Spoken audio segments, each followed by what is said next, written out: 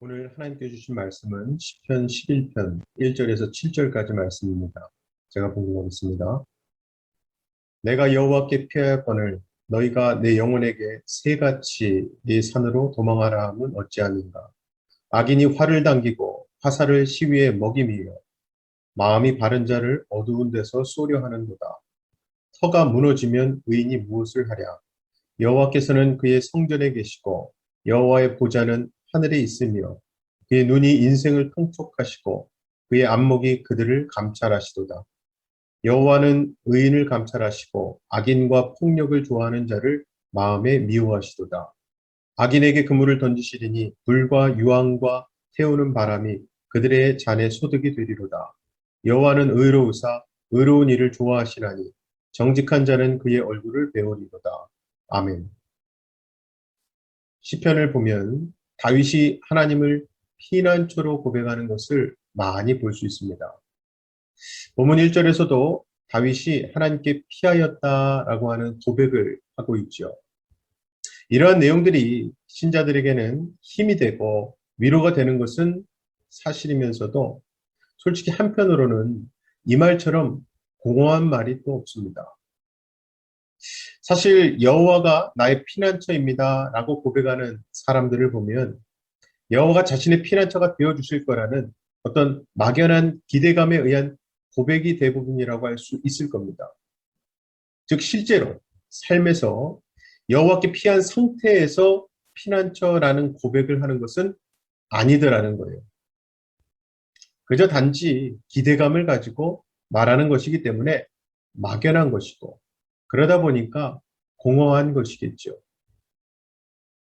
그런데 1절에서 다윗이 내가 여호와께 피하였거늘 라고 말하는 것은 여호와가 피난처가 되어주기를 막연히 기대하는 것이 아닙니다. 그게 아니라 다윗은 이미 여호와께 피한 상태에서 말하고 있는 거거든요. 그런데 과연 다윗의 이 말에 여러분은 얼마나 깊이 공감하십니까? 그저 생각으로만 공감하는 것이 아니라 여러분의 삶으로 공감되는 부분이 있으십니까? 다윗의 이 말에 우리가 삶으로 공감되는 부분이 있으려면요. 우리는 반드시 다윗처럼 여호와께 피한 삶이 되어야 합니다. 즉 단지 피난처가 되어주기를 기대하는 정도가 아니라 이미 여호와께로 피한 자로 살아가야 한다는 거예요. 그런데 막상 여호와께 피하고자 하면 난감해지는 것이 솔직한 심정이고 사실 아니겠습니까? 뭘 어떻게 하는 것이 여호와께 피하는 것인지 알지 못해서 말이죠. 마치 전쟁이 났을 때 어디로 대피하라고 하면 행동하기가 쉽습니다. 그것이 어딘지 알아서 그곳으로 가기만 하면 되잖아요. 그런데 하나님은 그렇게 어느 한 곳에 고정되어 계신 분이 아닙니다. 즉 우리 몸이 어디 피할 수 있도록 장소와 공간적으로 존재하는 분이 아니시라는 거예요. 그리고 다윗이 말한 피난처도 그렇게 전쟁이 났을 때 임시로 피하는 대피소와 같은 의미가 아닙니다. 즉 그저 위험한 일로부터 자신을 보호하기 위한 용도로서의 피난처가 아니라는 겁니다. 1절을 보면 내가 여호와께 피하였거늘 너희가 내 영혼도로 새같이 네 산으로 도망하라 함은 어찌민고 말씀합니다. 즉 다윗이 원수에게 쫓기고 있을 때에 다윗을 따르던 사람들이 다윗에게 목숨을 부지하기 위해서 산으로 도망할 것을 권면한 겁니다.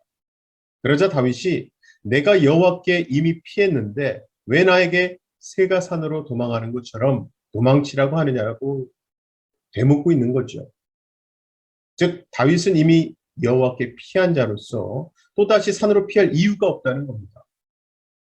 물론 비록 다윗이 여호와께 피했다고는 하지만 그렇다고 해서 하늘에서 하나님이 천군 천사를 보내셔서 다윗을 둘러싸고 보호하고 있는 것이 아닙니다. 다윗의 상황은 전혀 달라지지 않았고 원수는 계속 다윗을 쫓고 있었습니다. 이러한 상황에서 가만히 있을 수 있는 사람이 과연 있을까요? 자, 그렇다면 도대체 다윗이 여호와께 피하였다고 하는 이 믿음은 어떤 믿음일까요? 2절, 3절을 보면 악인이 활을 당기고 화살을 시위에 먹이며 마음이 바른 자를 어두운 데서 쏘려 하는도다. 터가 무너지면 의인이 무엇을 하랴? 라는 말을 합니다. 이 구절을 보면 다윗의 상황은 원수가 몰래 숨어서 화살을 시위에 먹이고 활을 당기고 있는, 즉 아주 급박한 위기의 상황임을 알 수 있습니다. 이런 상황에서 자신의 목숨을 생각한다면 속히 산으로 도망가서 숨는 것이 지혜로운 것이겠죠. 그런데 다윗은 터가 무너지면 의인이 무엇을 하랴라는 말을 하면서 도망치지를 않습니다. 여기서 터가 무너지면이라는 말은요, 다윗이 여호와께로 피했는데 만약에 여호와께로 피한 자가 악인에 의해 죽는다면 그것이 곧 터가 무너지는 것과 같다는 뜻이죠. 즉 다윗은 지금 여호와께로 피한 것을 터 위에 선 것으로 말하고 있습니다. 그런데 다윗이 악인에 의해 만약에 죽는다면 그것은 곧 다윗이 서 있는 터가 악인의 활을 이길 수 없을 정도로 약하다는 뜻이고요. 그것이 곧 터가 무너진 것이 아니냐는 거예요. 따라서 다윗이 여호와께로 피했다는 것을 다윗은 지금 자신이 서 있는 터를 굳게 믿고 있음을 뜻하는 표현이라는 걸 알 수 있습니다. 자, 그렇다고 그냥 터를 여호와라고 해버리면 너무 막연한 말이 될 겁니다. 그래서 무엇보다도 터이신 하나님이 어떤 분인가를 아는 것이 필요한데요. 그것을 말해주는 것이 바로 4절, 5절입니다. 여호와께서는 그의 성전에 계시고 여호와의 보좌는 하늘에 있으며 그의 눈이 인생을 통촉하시고 그의 안목이 그들을 감찰하시도다. 여호와는 의인을 감찰하시고 악인과 폭력을 좋아하는 자를 마음에 미워하시도다. 아멘. 이 구절을 보면 여호와께서 성전에 계신다고 말하고 또다시 여호와의 보좌는 하늘에 있다고 말합니다. 여호와의 성전이든 보좌이든 동일한 것은 여호와가 계신다는 거거든요. 즉 여호와 하나님은 성전에도 계시고 하늘에도 계신다는 뜻이 됩니다. 이것이 바로 하나님이 누구신가를 말해주는 내용이죠. 그래서 결국 성전에 계셔서 이스라엘과 함께 하시고 특히 의인이 악인에 의해서 해를 당하는 것을 하나님이 결코 용납하지 않으심을 믿는 것이 바로 다윗의 믿음이었고 이것이 다윗이 여호와께 피한다라고 했던 고백 말씀의 의미입니다. 그리고 6절, 7절 말씀대로 악인의 소득은 하나님의 심판뿐입니다. 하지만 의인은 하나님의 얼굴을 뵙게 됩니다. 다윗은 하나님이 이루실 이 일을, 역사를 믿는 거죠.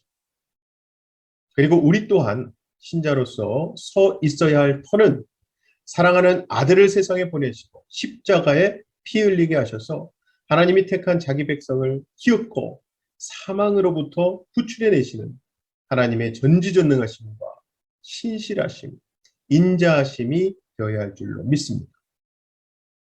꼭 기억하시기 바랍니다. 우리가 의지하는 하나님의 인자하심, 신실하심은요. 그 무엇에도 무너질 수 없는 견고한 터입니다. 그런데 우리가 내 육신이 사는 것에 마음을 두고 육신에 유익이 되는 방법과 길을 택하게 될 때에 그것이 바로 스스로 견고한 터로부터 벗어나는 것이 되는 거죠. 사랑하는 우리 성도 여러분, 하나님은 신자를 하나님의 인자심과 자비하심을 노래하고 높일 수 있는 길로 인도하십니다. 왜냐하면 신자는 하나님의 영광을 노래하는 찬양자, 예배자이기 때문입니다. 아무쪼록 비록 괴로운 상황이라 해도 그 상황 가운데서도 하나님의 터지어 하나님의 인자와 자비 위에 굳게 서심으로 비록 육신은 아직 고달프더라도 하나님을 향한 믿음으로 인해 다윗과 같이 찬양과 기도가 끊이지 않는 저와 여러분 삶이 되기를 주님의 이름으로 간절히 축원합니다. 시간 다 같이 두 가지 기도 제목 놓고 기도하실 때에 오늘 말씀 붙들고 내가 하나님의 터, 즉 하나님의 인자하심과 자비하심 위에 굳게 서게 해달라고 기도합시다. 둘째 기도 제목은요. 내일은 펄스텝 야외 예배가 11시에 있습니다. 은혜로운 예배와 교제 그리고 안전을 위해 기도 부탁드립니다. 제가 기도하겠습니다. 사랑의 아버지 하나님 감사합니다. 오늘도 우리를 말씀의 터 위에 초대해 주시고 특히 하나님의 신실하심과 인자하심, 그 크신 은혜가 우리에게 견고한 터가 됨을 다윗의 찬양시를 통해 알려주시니 감사합니다. 오늘도 그 든든한 하나님의 터 되신 하나님의 인자하심과 신실하심 위에 굳게 서는 하루 되게 하여 주시옵소서. 특별히 내일은 11시에 펄스텝 아이들 부모님들과 야외 예배가 있습니다. 인도하시는 이재선 전사님과 선생님들 그리고 오시는 모든 부모님들과 아이들이 한마음 한뜻으로 하나님을 예배할 때 기뻐 흠양하시고 안전하고 또 은혜 넘치는 우리 야외 예배가 될 수 있도록 도와주시옵소서. 맺고 감사드리며 예수님 이름으로 기도합나이다. 아멘.